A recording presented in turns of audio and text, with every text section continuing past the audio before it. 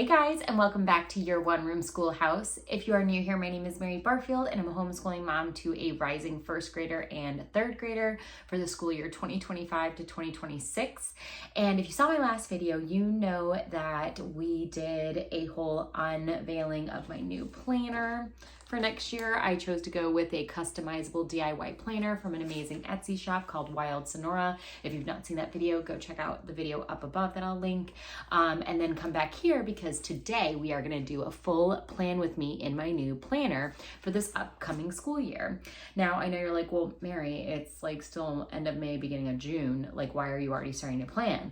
That's because we are year-round homeschoolers, which means we are going to start school mid to late July, and just being able to have our first week planned out, we've got all of our curriculum figured out, having that already in my planner will take just one thing off my plate, which will make my summer so much more enjoyable. But also I thought it'd just be fun to show you guys how I do the planning process for our curriculum week by week. Now, I'm somebody that plans only a week at a time.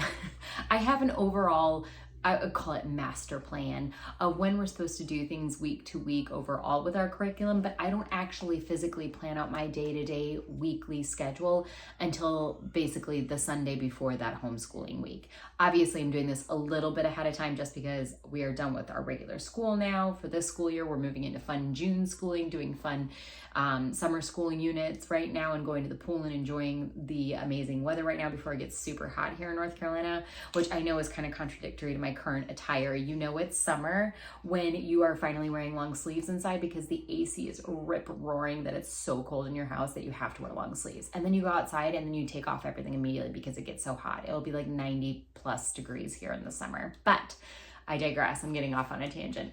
The point is that having this done that first week off my plate is amazing, but I will only do a week at a time because so many things change week to week, even within the week. You know, I'll write out a week's worth of homeschool, and the reason that I use erasable pens is because I'm going to need to move something from Monday to Tuesday. You know, it just happens. Life happens. But that is the beauty of homeschooling, and that is one big reason why we homeschool, is to be flexible and customizable to our kiddos' needs. So without further ado, let's quit rambling. Let's get in here. I'm going to show you everything I need and kind of the process that I use to plan out our week's worth of curriculum. All right, y'all. First, I'm going to go over what I'm going to need for this planning session. Of course, you need the planner, right? The piece de resistance. Next, I'm actually going with some new pens this year. Usually I use these guys. They're also by Friction. It's the same company, but these are more like a marker type of writing utensil. They're erasable as well, but if you look at that tip, it's a little different. These are colorful and they're erasable still, but they are more that ballpoint pen type that you're looking for. So I'm gonna try these out. I kind of like the way they write better and look. I just got them obviously because they're still in this plastic container. I gotta move them over to my handy dandy collapsible East Hill pencil case. Y'all, this is gonna be the second year I've been using this same pencil case and it has held up so nicely. It's so durable and really well priced. I literally can't say enough things about it. You can collapse it down. This zips together to make it smaller if you don't need all that space. But if you're like me and you have lots of things in here, you need it fully unzipped. So we're going to need these guys. We're going to need our erasable highlighters. And I need to clean all this out and put these in here at some point, but I'll do that after this video. So you need that. And then also, look how cute this is. It matches my planner because I did the whole printable from that planner. Again, go check out Wild Sonora's Etsy shop. It's a beautiful planner. I'll list it down below. But this is my resource planner. I will probably do a whole other video on this. I did one last year on my resource planner from last year, but this one is pretty much set up the same, but it's just for this school year. I even include stuff for brainstorming for like the next school year in here. But I have inside this first tab my timetable. So this is our whole weekly flow. I will be referencing this. Originally, as you can tell by the holes in the side, I had this inside my actual planner as I had done this school year, but the reality is flipping back and forth from the week I'm writing in versus the week or the pages that have these, it kind of got a little annoying. It was nice only having to carry around my one planner and not this too, but the reality is I like having this off to the side to reference versus having to flip back and forth in my planner to look at this and then write it down in my weekly schedule. So we're gonna need this weekly timetable rhythm. We will also need my youngest daughter's weekly rhythm for her core subjects, as well as my oldest daughter's weekly rhythm. Now, she has two different types because it depends on if she's doing a week where she's doing writing and rhetoric or if she's doing a week without writing and rhetoric. Her flow changes a little bit. And then also on top of that, we will need the master plan for the school year's curriculum. So here I have all family subjects listed for the first term. And then on the back of this paper, I have our individual subjects for the girls. So this will be really what I'm referencing the entire time. Also, what I would need is, if this was a true, I'm sitting at my kitchen table planning, I would need all of my curriculum guides, as well as the main spines or books that I'm using, just so I could write in the fine details. Since we are doing this on screen, in order to make things a little easier, I kind of already pre-did all of that, so I didn't make this video about an hour long. So you won't see me pulling books in. Normally I'd be flipping through, okay, what encyclopedia pages does it say to do? I've already pre-done that work, so this isn't a terribly long and also very chaotic video. I wanted to make this a little bit more streamlined. So that's everything we will need. I'm going to have these pages off screen, so you won't necessarily see me referencing those, but just know that's what I'm looking at. All right, y'all, I just turned on my ring light. Hopefully that gives us a little extra light. It was looking a little gloomy in here. I've got some good natural light, but it is overcast a little bit today, so I feel like I lost some of that just now. So hopefully this makes it better and it doesn't create weird shadows or glare and you can see my planner better. So first things first, let's talk about the first week of school. So for us, looking at the overview of our entire year, I actually did another video on this as well. I'll link it up above if you want to go check that out on how I plan out our entire year with breaks, first day, last day of school, all that good stuff. Our first day is going to be July 21st. So the first 3 weeks of July will be completely off from curriculum. We're going to be doing full summer, but 3 weeks is pretty much all it takes for us to kind of start like itching to go back to school or needing some semblance of routine. So I think 3 weeks will be a perfect refresher, and then we'll start again July 21st. So let's go over to that in our planner. So here we have, okay, so this is June going into July. Let's see, let's find the actual week. Is this it? Yep, this is it. So here we have July 21st to July 27th. I have the days dated, and then I have term 1, week 1. So this is our first week of school. Oh my gosh, I can't believe it. My girls are getting so much older so fast. It makes me sad, but also very excited for them. So first things first, I always like to write in core subjects for my girls. And so with that, I will be referencing these weekly rhythm sheets. So just to tell you what I'm doing first, it's Charlotte's schedule is going to be math every day.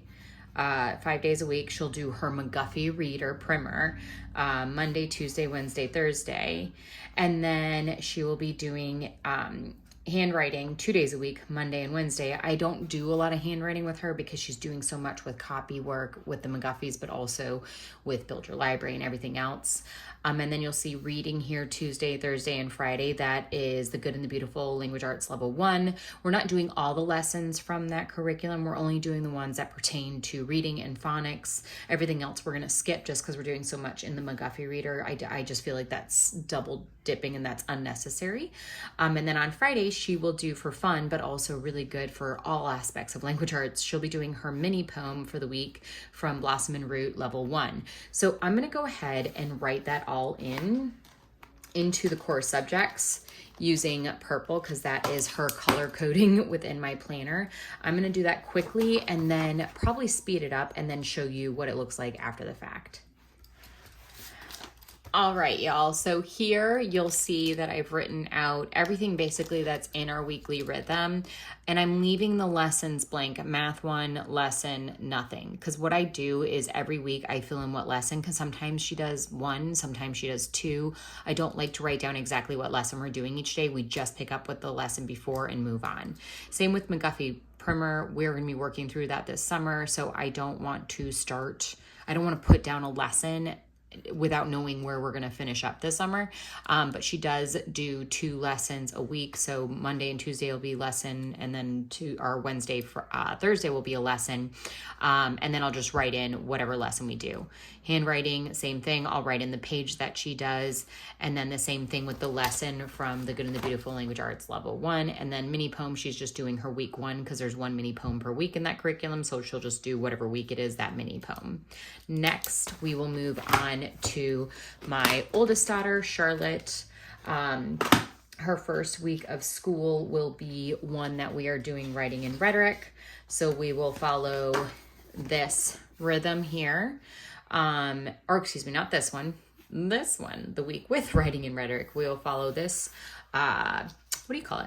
flow timeline. And then, so I'm going to write all this in, and then I will show you what it looks like when I'm done. All right, y'all. So I just finished writing in my eldest daughter's core curriculum. So she will be doing math 4 days a week, Monday, Tuesday, and then Thursday, Friday on the back here. And then also, actually, you know what, it'd probably just be easier to show you on her rhythm here rather than flipping that planner on over and over. So math, she'll be doing 4 days a week. She'll be doing her feelings, creative journal writing 1 day a week on Wednesdays. She'll be doing writing and rhetoric 3 days a week, Monday, Wednesday, and Friday. You can do it anywhere. The schedule says you can do like 3 to 5 days per week, depending on how much your kiddo can get done. We tried it out during our Easter, spring break. And she was able to complete the assignments within 3 days, and that was perfect for her. It wasn't too rushed. It wasn't too slow. It was absolutely perfect. If they start getting harder and we need to spread it out over 4 days, we'll just reassess this loop and we might do a 4th day of writing. I also scheduled her McGuffey second eclectic reader 2 times a week. For this week, she'll be doing it 4 times a week without writing and rhetoric, so Tuesday and Thursday. That'll allow her to get 1 lesson done, because we do 1 lesson over 2 days. And then she'll have spelling, you'll see 5 days per week, because we're using the Land of Kakiak's spelling level 2 guide, not the one that has spelling words filled in, but the one that's blank, and we can pick our own words from the McGuffey spelling book. So I just write spelling. Like, there's no reason to say anything else, just do spelling that day. It takes us no more than 10 minutes a day, and it's super fun and engaging. Then we'll be doing first language lessons, grammar, level 2, Monday, Wednesday, and Friday, and then handwriting Monday, Wednesday, Friday, 3 days a week. When she finishes her handwriting, we're not going to do any more formal handwriting curriculum. We're just going to use our copy work within the McGuffey reader, because I do cursive and I do print, and it actually does really well for her. The only thing I added in here besides what's on this was when I was going down my list to see did I get everything added, I realized I needed to add in piano lessons for both girls. So down here in the activities box, I put piano lessons for my oldest one, and then my youngest I did in purple here. And then also I'm doing a health elective with my oldest daughter using American Girl resources. So we're using the feelings book as well as the Care and Keeping of You. So we're going to just read something from that once a week. We're just going to work our way through each book, just sit down and read about 10 minutes of it, discuss, and then move on. So nothing crazy, nothing stringent or anything. So I added that on for Thursday. So as you can see, I now have all of my daughter's core individual subjects written down in here. I double checked it against my master plan, and this is where, just to make sure I'm doing everything correctly and not missing anything, I like to use one of my highlighters, and I highlight off basically like checking off, yes, I've added that to the planner for the week. So let me do that real quick.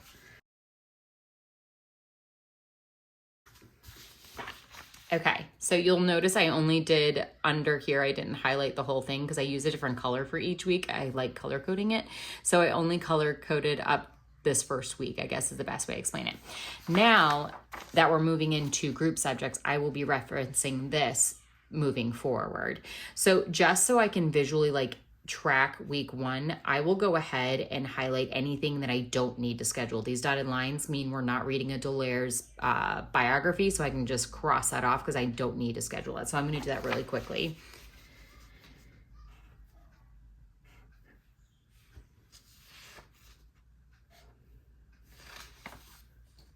Okay, so there, I've crossed out Dolores. We're not doing a biography or a tales book the first week.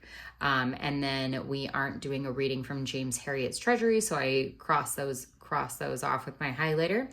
So now what I will do is I will utilize this alongside this and just work my way down and write into the planner what I need to transfer from here to here. So let's get started with morning time. Let me move some of this stuff out of the way.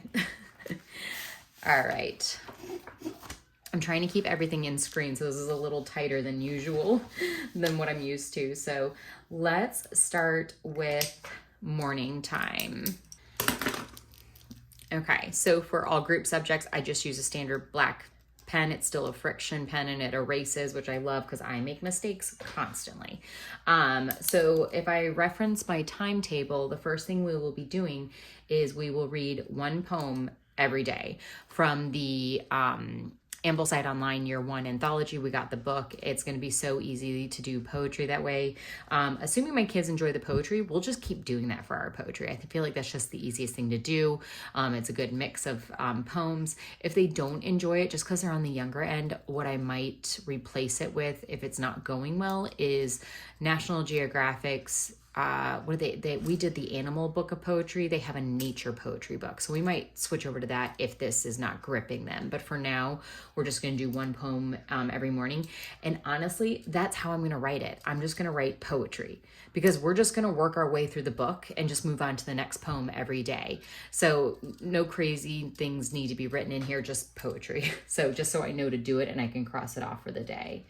So let's write poetry literally 5 times in this planner. Okay, so then we can go ahead and highlight poetry. Where is it on here? Yep, here we go. Highlight it for the week 1 box. We have now added that to our planner. Next, we're going to be doing Spanish through Homeschool Languages. Level 1, they just did a big update to it. I just did a video on it. I'll link that up above. It is absolutely amazing. We've already started it and we're enjoying it so much. Again, all I write down in here is Spanish because we just move from one lesson to the next. I will fill in what lesson we did after we complete it. So that's like a little bit of, planning from behind in that way that I do that. But I'm going to write down that we're going to do Spanish for 10 minutes every day after we read our poem for the day. And also with reading the poem, we're not going to do anything crazy with it. We're truly just going to read it, discuss any feelings or any questions that we might have from it, and move on. We're not going to do any kind of crazy literary analysis with the poetry. As they get older, we will obviously introduce that kind of developmental critiquing of literature, but right now I just want them to enjoy really good poetry. No reason to overcomplicate it at this age. So I will cross off Spanish is now added to our planner. Next, we will be doing the nature and geography time slot. So if we were doing James Herriot this week, we would add that in for Monday and Wednesday's readings, but we aren't. So we're only doing the Burgess Bird book for nature. So we're going to put that in on Tuesday. So we'll be reading chapter 1. So Burgess, chapter 1. And then we'll be doing it again on Thursday. We are using Simple Studies for our nature study, and it is truly super simple. So I think 2 days is all we would need. Probably we could do it in 1 day, but I want to keep lessons short in the nature of that Charlotte Mason scheduling. I think short lessons make my kids' attention span stay longer. It really works, I promise.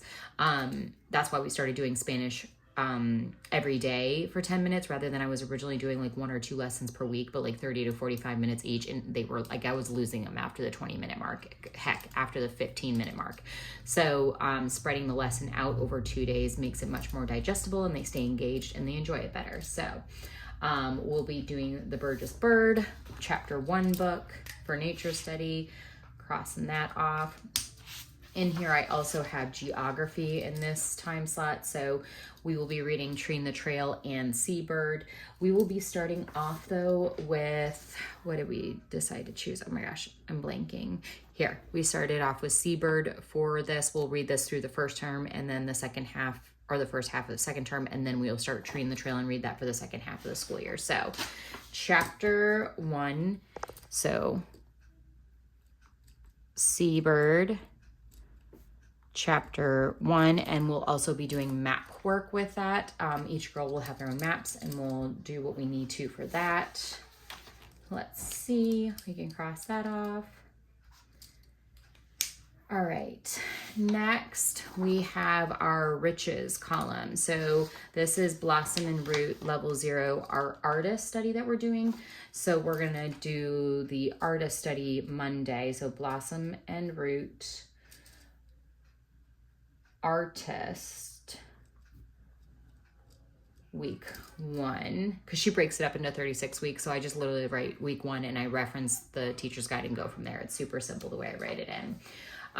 The second, our Tuesday, we will be doing our Ambleside Online folk song, because the girls loved listening to their folk songs this year, so we're not giving that up. And then we will also do our week 1 art activity from Blossom and Root, so I'll write that down. And then for Wednesday, we will be doing our composer from Blossom and Root. So Blossom and Root composer week 1. That makes sense. And then we'll be doing our handicraft, which we will start with Paper Sloyd. So we'll just do the first project for them. So we'll just call it Paper Sloyd 1. And then we will be doing Fridays our Bible story. So I'm just going to write, again, Bible. And maybe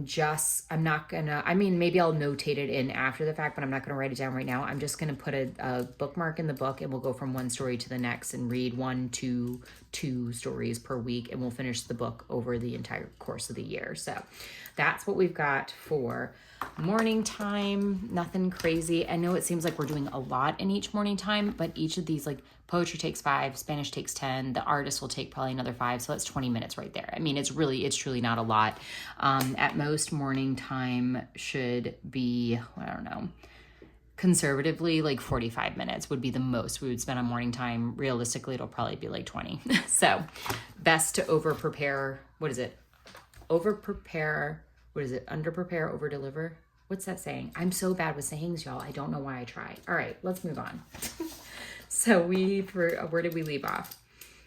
So we did our storybook Bible, we did our art, we did our handicraft, our folk song, and I think that's it. So what we've got left to add is our U.S. history time slot, our ancient history stream, and then science.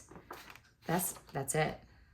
Kind of goes fast. I mean, it doesn't seem like we're doing a lot. I mean, it seems like we're doing a lot, but then we really aren't. It's very, we're eating the feast. The Charlotte Mason feast is the best way to explain it in our own eclectic way. Okay, so let's start with U.S. history. So U.S. history, we will be doing Felicity for the first 3 weeks. This is meant to be done over, the first week of Felicity, we will be doing over 3 weeks. So we are really spreading it out and taking our time and not feeling rushed with it. So this is kind of how I think I plan to do her first week. Again, I already kind of pre-prepped this, so we didn't have to do it on camera. But we're going to read Meet Felicity, chapter 1, that Monday. So that's what all we're going to do for US history is read chapter 1 from Meet Felicity. And this is, again, based off what's in the Parents Guide from Little School of Smiths for American Girl History. I've just already pre-broken it up a little bit. So we'll do it 3 times a week, so Tuesday and Wednesday. So Tuesday we will read Felicity's World, page 2. And then there is a video that we're going to watch that she provides on YouTube. And then we will be doing, what did we decide? Oh, we're going to read Meet Felicity, I think chapter 2. We are going to do, I think I decided to just do it over the whole entire week. Even though I put in here I only want to do 3 days a week, rather than condense it all into these 3 days, I'm just going to do it across them. Because normally, here, I'll show you. Normally, if we have a Delora biography, I would read it that Thursday. But since I don't, I'm just spreading all this over 5 days. And then timeline is just us putting stuff in our timeline notebooks from School Nest Notebook. And that's for US history and world history. I just put it in that slot so that can be anywhere. But on Fridays, we'll say, okay, what did we learn this week in history? Anybody we want to put in the timeline book. So we're going to do from Felicity, the 13 colonies map on Thursday. And then on Friday, there is a video that goes along with that we will watch. Now, we might on Thursday say, hey, that map took 2 seconds. Why don't we go ahead and watch the video and knock it out? Hence why I use erasable pen. I can erase it and move it. But just for the sake of trying to keep things light every day, I've spread it out, and we'll kind of feel out those first couple of weeks, see what we can get accomplished each day and what we can't. Maybe we need to move things around. But this is kind of how I'm attacking it that first week. I'm also going to add in timeline just to remind me for our both streams of history that we need to add in anybody of significance to our history timeline. So we have done, that is, even though there's nothing here for me to highlight, I know that kind of seems weird. I just like to highlight that space because that represents week 1 Felicity. So I highlight that so my brain can see that we've completed this week. All right, next we need, oh, and I did the timeline. I added that in. All right, next we're going to add in what we need to for Ancients, which is Story of the World, the activities, reading the book, etc., and then reading one of the Greek myths here. And then we got to add in science. So let's get that in there. Okay, I said I wasn't going to bring any of my books in, but I lied. I didn't actually look up, I think in my pre-prep, I kind of skipped this accidentally somehow, but I forgot to look it up, what I wanted to do. So I'm going to show you a little bit into the activity book for Story of the World, level 1. So we're going to read in that first week. We are reading just the intro. That is all we're doing for week 1. So what I'm going to do is I'm going to write in from here what we need to do. So we are going to read, obviously, the introduction. We're going to do the review questions. There's 2 sections. There's what is history and what is archaeology within the introduction. So we'll do the review questions and narration exercises for both of them after we finish each section. And then the girls have, oh, I didn't print it out in here. They have it in their binders. They have coloring pages that they will do while I read the introduction. And then once they're done with the coloring pages and once I'm done with the reading, we'll go over the review questions and the narration exercises. So that's what we're going to do for the first day. That should take no more than 20 minutes, the reading and then the review and narration. So let's write that in there. So read Story of the World intro, and then complete review questions and narration. For my youngest daughter, I'm just going to ask for a verbal narration. For my oldest, I will have her orally narrate it to me and then have her attempt to start writing it into her narration notebook.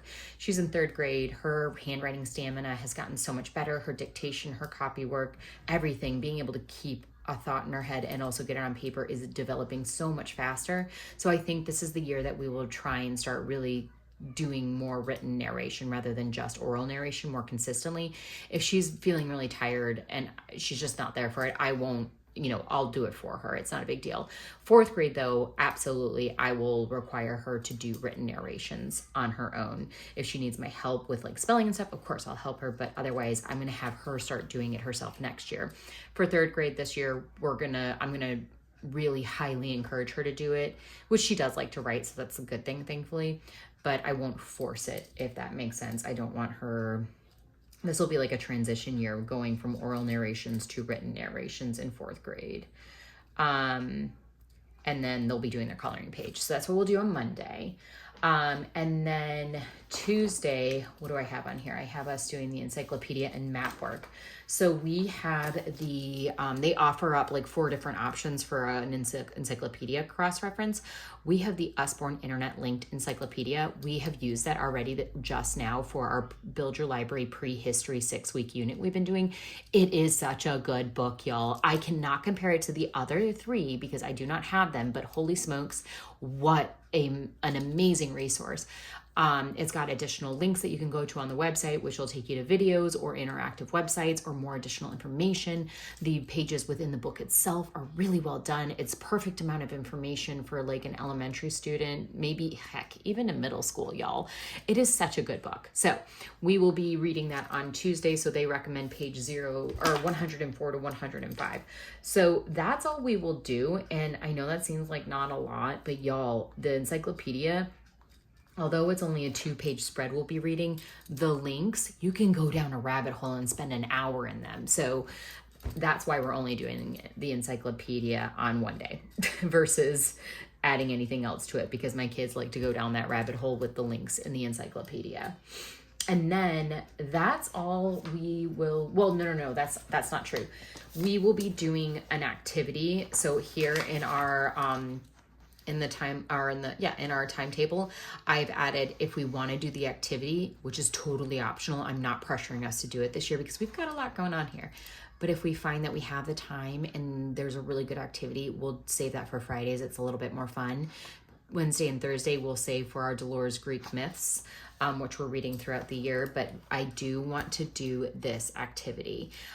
They have pages that came in the student activity book, which I can print off. I don't have them printed off because we're not going to do their timeline. We're going to do this activity within our own School Nest notebook, and we're going to, because they have a space in there called My Timeline, so we've already got it. Why print out new pages to be thrown out and be lost? So we're going to do that in our timeline notebooks, and we're going to do this activity. I think that's going to be perfect. I was thinking about doing an archaeological dig and stuff like that, but we're honestly doing that right now with our prehistory study, so I didn't want to do that a couple weeks later again. I think this is more pertinent. So we're going to do that on Friday. So we're going to do my time, if I could spell, y'all, my timeline activity. And that'll be our Fun Friday activity. And that's it for Story of the World for week 1. The only thing we'll be adding on to that is doing one of our readings from this. So I did want to look it up and count how many pages, see if we should do 1 or 2 readings from this book. This book is so good, y'all. All right, so the first one is in Olden Times, which is on page 9, and then the second one is Gaia, Mother Earth, which looks like it's only 2 pages too, so we could do 2 myths. We could do 2 readings, I'll say. Yeah, so it's in Olden Times, and then Gaia. Okay, yeah, so we'll combine that. So we'll do in Olden Times and then Gaia. Oh, they're only 1 pages. This is perfect. Oh my gosh, how good is that? So we will do, what did I say it's called? In Olden Times? Olden Times? Okay, in Olden Times, I'm going to write myth. In Olden Times, we'll read on Wednesday. Myth number 2 will be Gaia, Mother Earth. And these are just sweet reads, nothing crazy. That's gonna be perfect to read over the year, y'all. Oh my gosh, I cannot wait. As I'm planning this, y'all, I'm getting so excited about starting our new school year. The girls are gonna have such fun. We're gonna learn so many things. They're gonna develop so many new skills. Oh my God, I think I've truly found my calling. I love homeschooling. I do. I truly do. I just love education and learning and teaching. It's so much fun in my opinion. Okay. And the last thing we need to do is, what do we need to do? Let me look at my timeline. Okay. So normally I was like, I feel like there's one more thing. And there is, it's just I don't have a biography or a tales from Build Your Library scheduled for that first week. The Golden Bull, we will start week 2, and that is from Build Your Library. I left the first week open, one, because it didn't make sense to start anything that first week based on what we were learning in Story of the World intro. Like, it's just about archaeology. I mean, maybe I'll go get an archaeological picture book or something for that first week just for fun to tie it in. But if I do anything, that'll be it. I'll probably go find something. I can't help myself. I have to add a book. But normally then what I would do is I would also add to our ancients. I would add in whatever we're reading for our biographies and tales, which will also include doing Build Your Library's copywork and narration prompts. So that'll be great. All we got left to add is our science for both girls. They're doing individual sciences this year. Wow, that was weird. My youngest, Charlotte CB, is doing the Good and the Beautiful Field and Flowers this first term. So she just needs to do 2 to 3 lessons per week in order to complete that in the first term. And then my oldest daughter is doing elemental science, biology for the grammar years, and she is going to be following the 2-day per week schedule. So what that turns out to be from my schedule perspective is we will do a lesson every other day for each girl for science. That's it. We'll do an optional The Good and the Beautiful lesson for my youngest on Friday if we need that 3rd lesson to catch up. But otherwise this first week, just because it's the first week and I don't want to go too crazy, I'm not going to do that optional. We're just going to do 2 lessons of Field and Flowers and 2 lessons for that first week of biology. So I'm just going to write that in within their fun different colors. It's weird having to color code science. This is the first year they're doing science separately. I'm kind of excited about it, but I'm also kind of sad about it at the same time. I just realized this past year with 100% agreement from my oldest daughter that it was time that she do her own science that's a little bit more advanced. The Good and the Beautiful Little Hearts and Hands just would not be challenging enough for her. Not that she wouldn't enjoy it. It's super fun and cute, but it wouldn't be what she needs as a 3rd grader, her specifically. I know a lot of other kids that are in 3rd grade that would probably do really well with it, but she's ready for that STEM experiments, things like that. But my youngest is not. The Good and the Beautiful Little Hearts and Hands for 1st grade for her is absolutely perfect. We're going to do Field and Flowers the first term. We are then going to do, what are we doing in the second term? We're doing Sparks and Stars, which will be perfect for the winter months. We've got a clearer sky and it'll be colder, so the STEM experiments will be perfect to do inside. The kids won't want to be outside because it'll be so cold. And then 3rd term, which is our spring, she will then be doing, what is that 3rd one? Wind and Waves, which we are not too far from the beach. It's a day trip for us, 2 hours there, 2 hours back. And it'll also be a perfect time just to learn about weather, because that's when we have the most exciting, eclectic variety of weather is in the spring. So I felt like that was a really good way to schedule those 3 different unit studies from The Good and the Beautiful Little Hearts and Hands. So y'all, that's it. This took way longer than it normally does for me if I'm doing this by myself. It's because I was chatting with y'all. It's because I was trying to get everything set up, trying to make sure everything was in screen for y'all. But this is it. This is what our first week. Oh my gosh, can I do this, guys? Can we do it? All right, this is what our first week is going to look like. Feast your eyes on that. I've got the color coding. It seems on paper like it probably seems like it's a lot, but I don't know. This really doesn't look that bad to me. I will let you guys know after the first week how bad it is. How about that? I always do a check-in video with you guys after the first week of school, and then I'll do like a first month of school, and I'll kind of tell you about our ups and downs. I feel like I'm getting better though at planning, understanding what we're capable of, how long something actually takes. I feel like I'm getting a better sense of that. The only thing that I'm not quite sure with this one is how long it will take for us to get our story of the world done, just because I haven't done it before. And then same with the sciences, just because they're new curriculums to us. So I think just learning those and understanding how long that'll take, I'll get a better sense after that, about a week or two into our school year. But that's it, guys. I'm so excited. But I'm really excited for summer right now. I'm ready to go to the pool and have a good time and enjoy ourselves and refresh and recharge. All right, y'all, I hope that video was helpful to you if you're looking for some ideas on how to plan y'all's curriculum within your planner. If you have any questions about anything I mentioned in this video, leave them down in the comments. I'm happy to answer anything and everything you guys have. If you are new to this channel, hit that subscribe button. We'd love to have you stick around. And if you did enjoy this video, give me a thumbs up. I love doing these kind of planning videos. They're kind of some of my favorite. Since I am so type A, I truly find joy out of planning things. So I love to do these videos. So if you do like it, give it a thumbs up, because I'll keep doing them. And I'll see you guys in my next video. Bye, y'all.